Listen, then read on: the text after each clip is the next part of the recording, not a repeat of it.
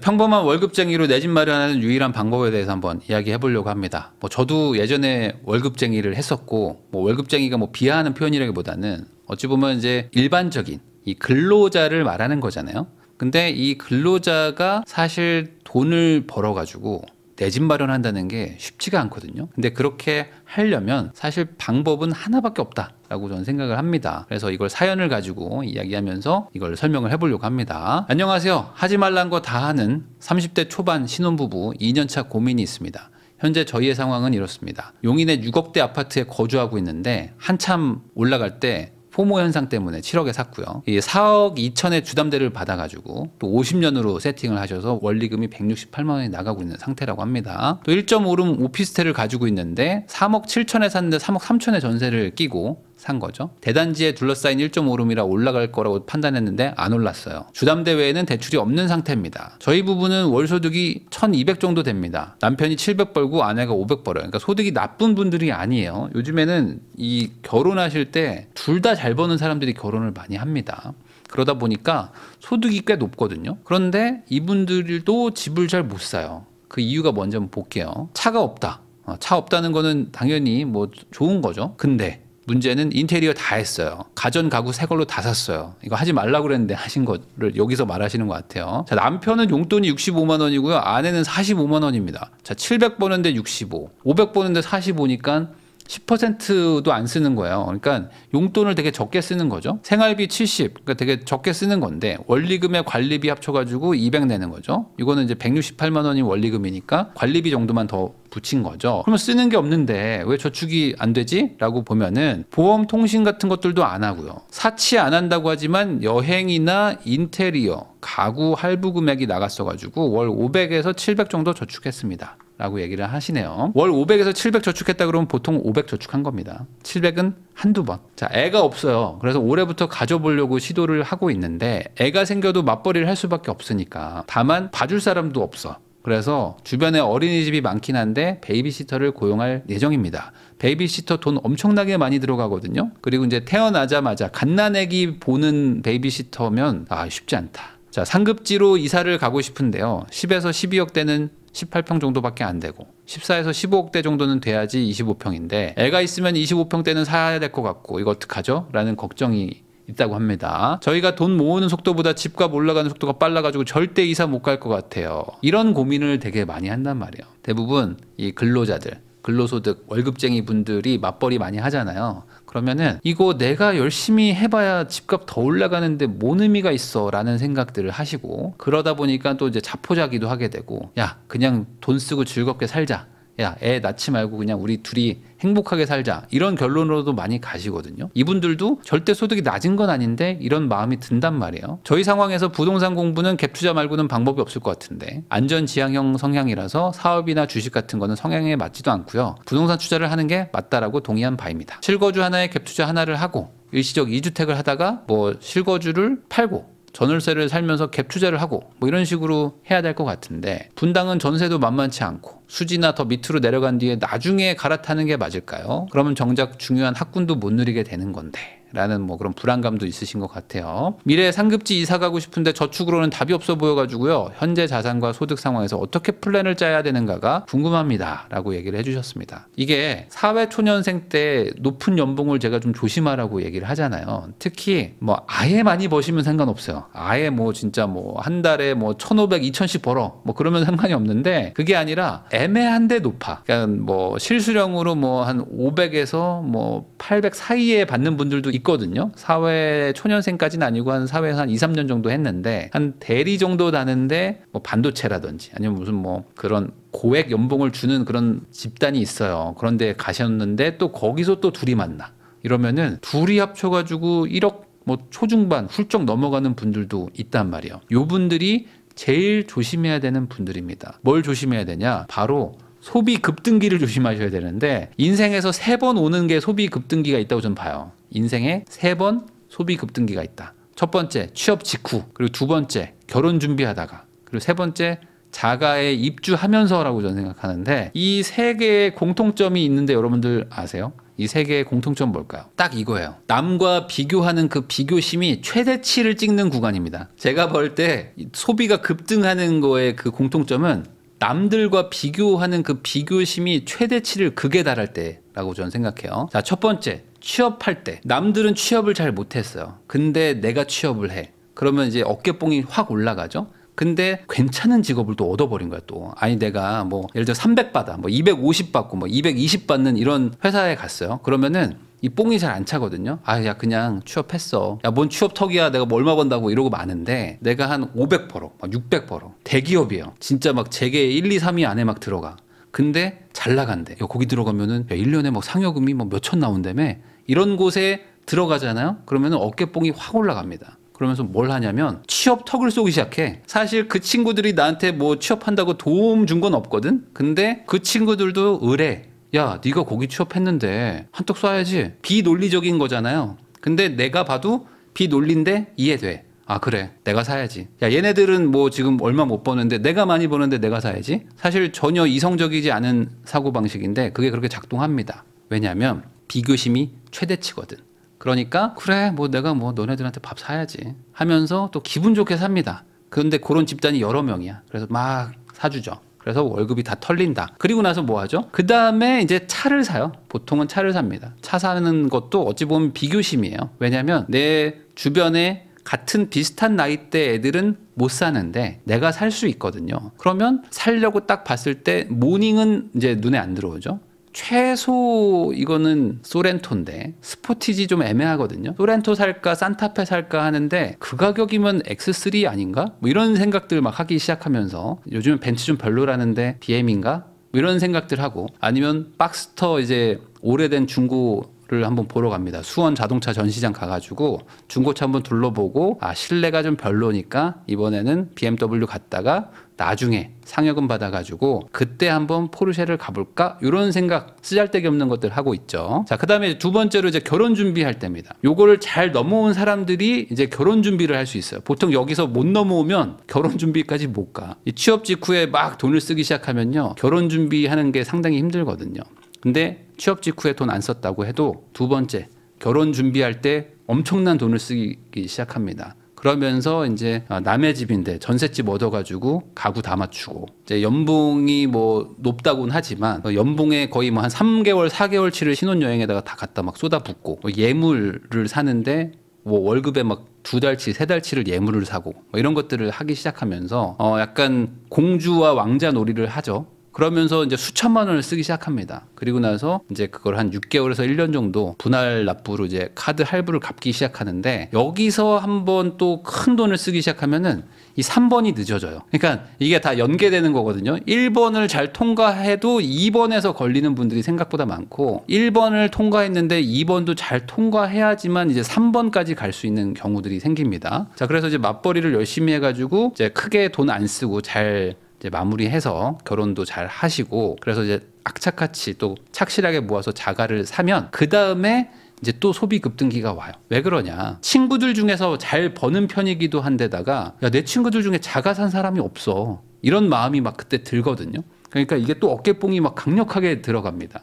그래서 내 친구들은 잘 못했는데 내가 했다. 이 맛에 약간 인생의 숙제를 내가 끝내버린 느낌? 그러면서 이제 여기다 이제 여유를 부리기 시작하는 거죠. 그러면서 제가 하지 말라는 이제 인테리어도 하고 뭐 여행도 가고 막 이런 것들을 하는 겁니다. 자, 사치를 안 한다고 하지만 여행 및 인테리어 가구 할부 금액이 나갔어요 라고 적어주셨는데 많은 분들이 이렇게 생각을 해요. 뭐냐면 저는요 사치를 잘 안 해요. 저는 뭐 그렇게 뭐 사치로 뭐 이렇게 뭐 헤프게 돈 쓰고 그런 적이 없어요 라고 얘기를 하는데 그 말의 의미를 잘 한번 해석을 해보면 저는 명품 같은 거 안 사요. 저는 차 안 사요. 명품 안 사요.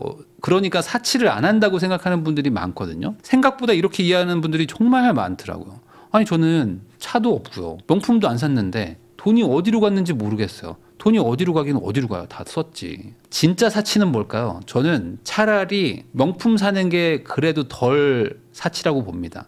왜냐하면 명품은 그래도 남잖아요. 제품이. 명품은 제품이 남지만 여행은 사진이 남아요. 그러면은 뭐가 더 사치냐? 물론 여행에서 뭐 잊을 수 없는 추억과 그리고 여행에서 엄청난 깨달음을 얻으시는 분들도 있겠지만 대부분 여행 가서 남는 건 사진이라고 말하잖아요. 그리고 음식을 너무 맛있는 걸 시켜놓고 먼저 먹기보단 사진을 찍잖아요. 그만큼 우리는 여행은 사진을 남기기 위해서 가거든요. 그 말은 며칠에 몇백만 원을 태우는 거예요. 그러면 이거를 사치의 개념으로 보면은 여행이 가장 큰 사치품 중에 하나인 거죠. 몇 시간에 몇백을 쓰는 거니까. 명품은 몇 달, 어떤 경우는 몇 년이라도 들고 쓸 수라도 있죠. 그리고 상황이 안 좋으면 팔 수라도 있지. 여행을 갔다 온 경험을 팔 수는 없잖아요. 중고로. 자, 인테리어도 마찬가지입니다. 인테리어도 회수가 잘 안 되는 사치품 중에 거의 끝에 있는 거거든요. 제가 예전에 그 허세 인플레이션이라는 삼각형을 만든 사람이잖아요. 거기에 꽤 상단에 있는 게 인테리어입니다. 그러니까 인테리어는 사치 행위예요. 그러니까 투자 행위가 아니라 사치 행위인데 그거를 한 거죠. 이분들은 차보다 사실 더 비싼 게 인테리어입니다. 그리고 인테리어는 회수가 안 된다고 했잖아요. 그리고 들고 갈 수도 없고. 그 말은 이게 대단한 사치라는 거를 알고 계셔야 된다. 거기다 가전도 사치품 중에 하나입니다. 차라리 명품은 가치가 올라가는 경우도 있고 감가상각이 좀 덜 되기도 하거든요. 근데 가전은 자비가 없죠. 이 가전은 매년 매해 계속 신제품이 나오고 더 좋은 게 나옵니다. 그러다 보니까 가전을 내가 좋은 거 사는 순간 그냥 3년에 50%는 때려 맞는 거야. 그러면서 감가상각이 되게 심각한 사치를 부리는 거거든요. 사실 가전도 그냥 대충 사면 싸게 살 수 있거든요. 중고를 살 수도 있고 중고 사면 고장 나요. 맨날 그렇게 얘기를 하시는데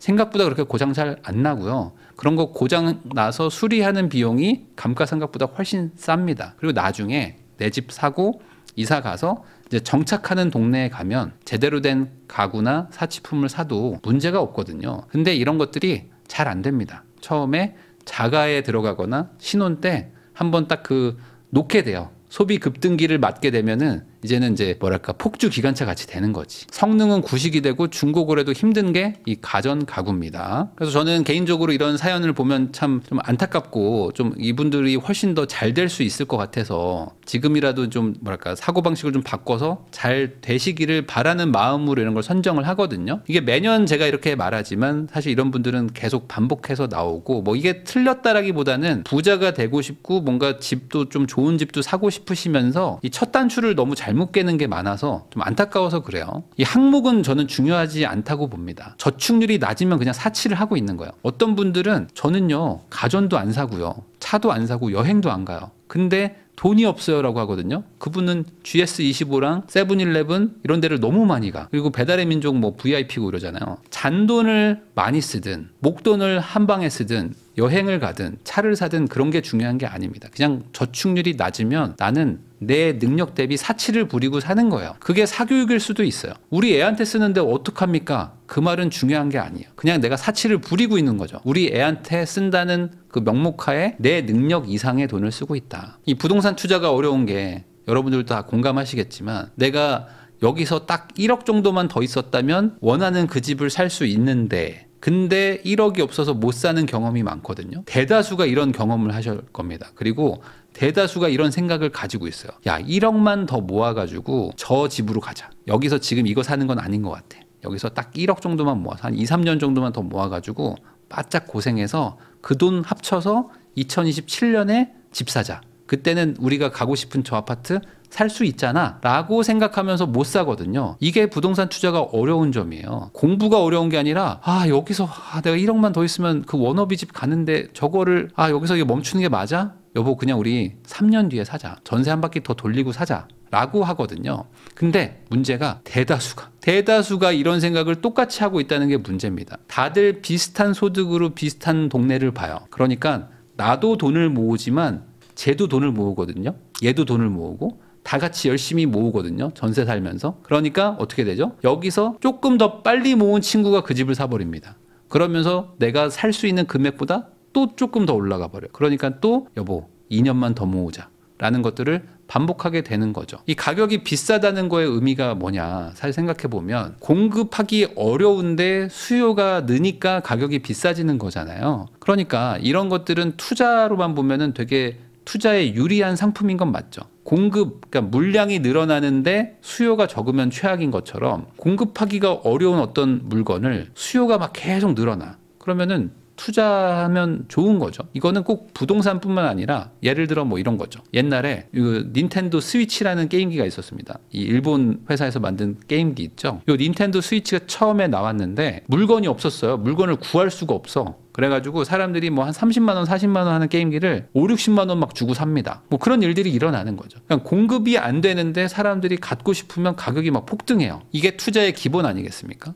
그러면 반대로 생각했을 때 부동산은 가격이 비싸? 이렇다는 거야. 공급이 안 되는데 수요가 많다. 그러니까 저거를 내가 가지려고 또 열심히 돈을 모으는 순간 수요가 붙으면서 공급이 안 따라오면 가격이 또 튀니까 또 못 산다. 자, 이분들이 지금 보면은 6억대 아파트를 가지고 있는데 4억의 주담대가 있죠. 그럼 이걸 대충 빼보면 한 2억 정도 있으실 것 같아요. 여기서 차액이 한 2억 정도 있는 거고, 오피스텔에서는 뭐 거의 남는 게 없는 거죠. 그리고 소득이 한 1200 정도 되시면서 월 500 정도 저축한다고 했습니다. 그러면 이런 것들을 고려했을 때 현금 보유액을 적어주시진 않았지만 대략 그냥 저축한 것까지 더하면 한 3억 정도 되지 않을까라고 추정을 해보는 거죠. 그러면 3억 정도가 지금 있다고 쳤을 때 아마 아까 말한 대로 뭐 여행이나 아니면 가전이나 인테리어 이런 것들을 좀 줄였었다면 뭐 지금보다 한 1억 정도는 더 있지 않았을까 라고 좀 추정해보는 게 맞겠죠. 그리고 이분들이 월 1200을 번다면 이거 연에 거의 1억 가까이도 모을 수 있는 사람들이라는 의미거든요. 진짜 악착같이 한번 아껴보면. 근데 쓸 거 쓰고 조금 사치도 하고 하다 보니까 생각보다 저축이 안 된다고 생각하는 거죠. 애도 없고 올해부터 가져보려고 시도하는데 시터 비용을 고정으로 또 잡아놓으신 거예요. 그러면 이제 골든타임은 거의 남지 않았다고 보시면 됩니다. 아이가 태어나는데 맞벌이는 해야 되고 그러면 0세 아이를 어떻게 할 거냔 말이에요. 얘를 누가 봐줘야 되는데 부모님이 봐주시면 가장 좋거든요. 근데 부모님이 못 봐주시면 남의 손을 이제 타고 키워야 되는데 남의 손에 키우는 순간 최소 300에서 400입니다. 최소 3, 400이죠. 거기다가 그 분이 뭐 우리 엄마 아빠처럼 뭐 키워주는 건 아닙니다. 당연히 입주면 훨씬 더 돈을 많이 줘야 되고 입주가 아니면 또 내가 또 챙겨야 되는 게 많기 때문에 전반적으로 되게 어려운 길로 이제 가는 거예요. 물론 아이를 낳는 게 뭐 돈만 따질 건 아니지만 이분들이 골든타임, 그러니까 돈을 모을 수 있는 시간이 얼마 남지 않았다는 거는 알고 계셔야 된다는 거죠. 그러니까 정신 바짝 차리고 해야지만 이제 그 원하는 걸 이룰 수가 있는데 이 소득이 높은데 자산이 상대적으로 적은 부부라고 볼 수 있죠. 그러면 이런 분들은 뭐 이게 모두한테 적용되는 건 아니지만 한 연봉의 한 10배 정도 수준의 집을 사는 것도 저는 나쁜 거는 아니다 라고 봅니다. 소득이 높고 자산은 적은데 소득이 장기적으로 우상향할 것 같아. 그리고 일을 그만두지 않을 것 같은 게 명확해요. 이런 분들은 저는 최대치의 집을 산 다음에 빨리 돈을 갚는 게 차라리 나을 수도 있다. 왜 그러냐면 저희가 돈 모으는 속도보다 집값 올라가는 속도가 더 빨라가지고 절대 이사 못 갈 것 같아요 라고 스스로 지금 생각하고 계시잖아요. 그러면 내가 돈 모으는 속도보다 집값 올라가는 게 더 빠르니까 어떻게 해야 됩니까? 사놓고 갚아야 되겠죠. 모아서 산다는 건 불가능하다고 생각하시니까 산 다음에 갚는 거죠. 그래야지만 이 집을 가질 수 있는 거거든요. 이거는 단순한 상식이잖아요. 그럼 이분들이 만약에 지금 3억 정도 있다. 그러면은 신용대출도 좀 받고 뭐 전세금도 끼고 하면은 최대치의 집을 살 수 있는데 여기서 뭐 후순위 담보대출을 이용하고 뭐 어떻게 해가지고 조금 더 큰 집을 살 수도 있습니다. 어찌됐든 이런 디테일들은 이제 알아보셔가지고 내가 한 연봉의 한 10배 정도 집을 한번 사놓겠다라고 생각하고 사요. 그냥 사고 그 다음에 이걸 이제 압박감이 엄청나겠죠? 그럼 그때부터 이제 착실하게 살면 오히려 그게 나을 수도 있다. 저는 그렇게 생각합니다. 근데 이렇게 말을 하면 아마 대부분 반문하는 게 이런 거예요. 그러다 집값이 떨어지면 어떡합니까? 라는 생각이 든단 말이죠. 아니 그렇게 무리해서 소위 말하는 영끌을 하는 게 맞아요 제가? 라고 말하면 집값이 떨어질 수도 있잖아요. 자, 그 말은 본인이 말한 거를 본인이 부정하는 것밖에 안 되죠. 나는 돈을 모으는 속도보다 집값 올라가는 속도가 더 빨라가지고 절대 이사 못 갈 것 같다고 얘기를 했잖아요.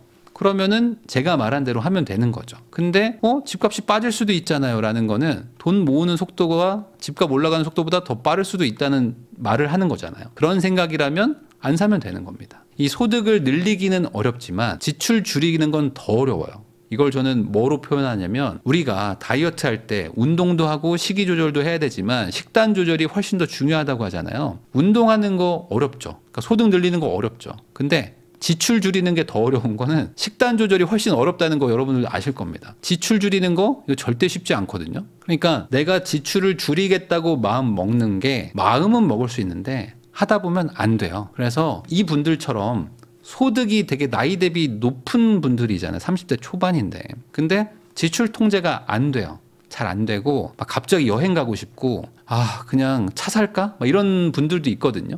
너무 스트레스야. 그냥 뭔가 소비를 안 하면 좀 힘들 수도 있잖아요. 이런 분들은 저는 그 통제를 은행에 맡기는 것도 나쁘지는 않다. 그러니까 지금 50년 뭐 이렇게 받으셨는데 그런 거 말고 그냥 30년 그냥 받고 그냥 은행에서 신용대출도 받고 이자 내라 그러면 내고 그다음에 원금 갚으라면 갚고 이러면서 은행에서 그냥 다 가져가면 우리는 그 남은 거 가지고 이제 사는 거죠. 그러면 좀 어느 정도 훈련이 됩니다. 여러분들 그 군것질 많이 하고 불면증 오고 이런 분들 있잖아요. 그런 분들 군대 가면 다 해결되거든요. 군대 가면 다 돼. 아침에 6시에 눈 떠지고 아침에 구보도 하고 삼시세끼 잘 먹고 갑자기 건강해져요. 강제로 시키니까. 그런 거랑 비슷하다고 보시면 될 것 같아요. 왜 제가 이런 얘기를 하냐면 이분들이 먼 훗날 분당에 들어갈 수 있을까요? 라는 거에 대해서 되게 걱정하시는데 가능하거든요. 지금 30대 초반인데 월 1200 버는데 어떻게 못 가? 가죠. 갈 수 있습니다. 충분히 갑니다. 이런 분들이 못 가는 거는 안 돼요. 갈 수 있습니다. 다만 맞벌이도 계속 하시고 많은 걸 포기하면 갈 수 있죠. 그러니까 포기하게 만드는 것도 나쁜 건 아니다. 이 30대 몇 년 일한 걸로는 분당 못 가는 건 정상이에요. 그러니까 이거를 비정상이라고 생각하시면 안 됩니다. 이런 상황에서 수십 년을 일하면 10수년, 20년 일하면 갈 수 있다라고 말하는 것도 이것도 정상이다. 저는 이렇게 생각합니다. 그러니까 더 높은 소득, 더 높은 자산가들도 쉽게 못 가는 게 분당인데 내가 30대 고작 몇 년 일했겠어요. 한 3, 4년, 4, 5년밖에 일 안 했을 텐데 그 돈으로는 당연히 못 가죠. 그러니까 나는 열심히 살고 많은 걸 희생해서 추가적으로 열심히 투자한 것까지 합쳐서 나중에 분당에 들어간다. 라고 생각하시는 게 정상적인 사고방식입니다. 왜 지금 못 가죠? 라는 거는 그건 말이 안 되는 얘기예요. 자, 그러면 먼 훗날에라도 분당에서 실거주를 하고 싶다라고 생각을 하고 이제 판단을 해야 되는데 분당 학군이라는 게 초등학교부터 살면 당연히 좋죠. 좋은데 분당 학군이 초등학교 때 못 살았다고 해서 아주 나쁜 건 아니고 중고등학교 때가 어찌 보면 더 주력인 학군이니까 분당에 집을 나중에라도 사고 그리고 자녀가 한 중학생쯤 돼가지고 분당에 이사 가자 정도의 플랜을 세운다면은 저는 비현실적인 이야기는 아니라고 생각합니다. 그러면 지금은 어떻게 해야 될까? 최대한 좋은 입지에 한 12억에서 14억 정도 되는 25평대 아파트를 사는 거죠. 그리고 그거에 최대한의 대출을 받거나 해서 은행에서 다 가져가게. 우리 지출 통제는 은행이 알아서 할 수 있게. 그럼 우린 남은 돈 가지고 살아야 되니까 이제 남은 돈으로 이제 생활을 낮춰야죠. 직장에서 가까운 곳에 가서 맞벌이를 할 수 있게 세팅을 하시고 아니면은 이제 아이가 만약에 생겼어요. 아이를 갖게 돼서 임신도 하고 애를 낳아서 육아휴직을 하든 아니면은 애를 맡겨놓고 우리가 맞벌이를 해야 되는 상황까지 온다면 부모님 인근의 집으로 가서 거기서 최소한의 수준의 집에서 살면서 애를 부모님한테 좀 맡기고 우리는 맞벌이를 계속 하는 거죠. 아주 고통스럽고 힘든 과정이 될 수 있지만 이렇게 하면은 나중에 우리 애가 중학생 되거나 고등학생 됐을 때쯤 되면은 우리가 그동안 고생한 거에 대해서 어느 정도 보상을 받으실 겁니다. 안정지향적 성향이라서 사업이나 주식은 못할 것 같아요. 그래서 부동산 투자하는 거를 하기로 동의를 서로 했습니다. 라고 말해 주셨기 때문에 더더욱 이분들은 길이 하나밖에 없어요. 이 부동산 투자를 해가지고 앞으로 조금 자산을 증식하고 싶어요 라고 말하는 분들은 앞으로 고생하면 살겠습니다 라고 생각하시면 됩니다. 이 부동산 투자를 하겠습니다 라고 말하는 분들은 앞으로 고생하며 살겠습니다 라고 말하는 거랑 같은 말이라고 생각하시면 됩니다. 그러니까 부동산 투자를 한 분들 그리고 부동산 투자로 나름 좀 성공했어요 라고 말하는 분들 중에 고생을 안 한 사람이 없고요. 거의 99% 다 눈물 없이 들을 수 없는 사연들이 있거든요. 왜냐하면 이 부동산 투자라는 건 기본적으로 레버리지를 쓰는 겁니다. 그러니까 미래의 돈을 당겨다가 쓰는 거고 그걸 이자라는 비용을 내면서 쓰는 거기 때문에 당연히 생활 수준이 팍팍해지고 소비도 못하고 여행도 못 가고 옷도 잘 못 사고 그리고 거지처럼 살 수밖에 없어요. 저도 그랬고 아마 이 부동산 투자 하신 분들은 다 공감을 할 겁니다. 그러니까 부동산 투자를 한다는 거는 고생스럽게 사는 거예요. 그래도 이게 성공률이 높으니까 고생스럽게 안 살려면은 사업을 하시든지 아니면은 금융자산을 투자하든지 해야 됩니다. 근데 그거는 또 다른 고생이 있어요. 소비를 안 줄일 수는 있겠죠. 수익률을 높이면 되니까. 다만 그 안에서 오는 심적 고생이나 직원을 관리하는 고생이나 아니면 영업을 하는 고생이나 다른 고생들이 또 생깁니다. 그래서 이 고생의 종류가 다른 거지 뭐 부동산만 고생하는 건 아니라고 봐요. 근데 이분들이 지금 가장 큰 게 뭐냐면 인테리어 된 신혼집 아파트에 살고 있잖아요. 그리고 꽤 만족하고 사실 거라고 전 추정합니다. 그리고 이제 신혼 때부터 살았으니까 익숙해졌죠. 근데 이거를 한 최소 20년이 넘는 구축 빌라 가서 그것도 또 월세로 살면서 뭐 예를 들어 막 보일러 잘 안 돼. 막 그리고 약간 집이 눅눅할 수도 있어. 이런 데서 살면서 맞벌이를 하고 근데 여행도 안 가고 소비도 안 하고 하면서 착실하게 막 악착같이 은행 이자 갚고 하면서 사는 거를 감당할 수 있을까? 이게 만약에 안 된다, 못 한다 라면은 뭐 사업이나 투자 같은 걸 잘 하셔가지고 거기서 번 돈 가지고 집을 사시면 되겠죠. 뭐 비트코인 같은 걸 잘 하시거나 아니면 주식 투자를 잘 하셔가지고 아니면 사업을 잘 하셔서 거기서 큰 돈 벌어서 나중에 집을 사는 것도 괜찮습니다. 마치 이런 거 같아요. 그러니까 예전에 그 정몽준 그 전 의원이자 뭐 이제 대표죠. 이 회장님이라고 해야 되나? 이분이 그 고시원을 간 적이 있잖아요. 그러면서 이게 계속 도는 짤인데 이분이 엄청난 재벌이니까 고시원에 가서 고시원의 현실을 딱 보면서 뭐 의도했는지 아니면 우연인지 모르겠지만 이런 표정의 사진이 찍힌 게 있습니다.